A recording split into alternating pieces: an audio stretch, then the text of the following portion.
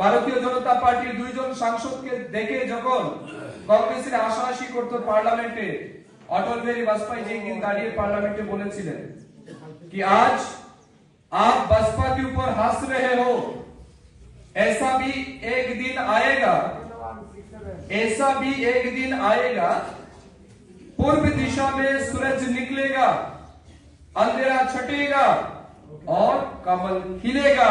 आज दिखे दिखे भारतीय जनता पार्टी उठছে এবং ভারতীয় জনতা পার্টির জয় জয়কার। সালটা 1977, ভারতবর্ষে যখন ইন্দিরা গান্ধীজি ইমার্জেন্সি লাগু করেছিলেন এবং ইমার্জেন্সির পরবর্তী সময়ে ভারতবর্ষে যখন সমস্ত মানুষ কংগ্রেস দলের বিরুদ্ধে গেল, কংগ্রেস দলকে আর কেউ পছন্দ করে না, কারণ তারা ইমার্জেন্সি লাগিয়ে মানুষের গণতান্ত্রিক অধিকারকে হত্যা করেছে, মানুষকে জেলবন্দি করেছে, নাসবন্দি করেছে, এমন বহুবিধ ঘটনায় যখন মানুষ অতিষ্ঠ ছিল, সেই সময় সবাই একটা বিকল্প রাজনৈতিক দল হিসাবে ভারতবর্ষের ক্ষমতায় দেখতে চাইছিল।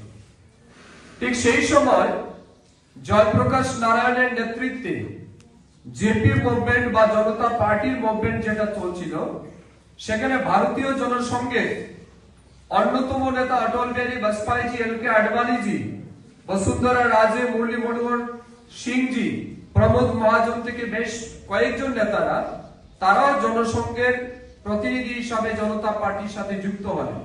৭৭-এ নির্বাচন হলো, প্রথমবার ভারতবর্ষে অকংগ্রেসী একটা সরকার প্রতিষ্ঠা হলো স্বাধীনতার পরে। সেই সরকারের প্রধানমন্ত্রী হয়েছিলেন মোরারজি দেশাই। আপনারা সবাই সেই ইতিহাস জানেন। सुने कौन सिसकी, टूटे हुए सपनों की, सुने कौन सिसकी, हृदय में चीर बेता, पलकों पर टिटकी, हार नहीं मानूंगा, रार नहीं टालूंगा, काल के कपाल में लिखता मिटाता हूं, गीत नया गाता हूं, गीत नया गाता हूं।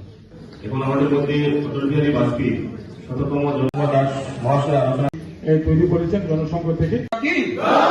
ভারত মাতা কি, বন্দে বন্দে বিজেপি।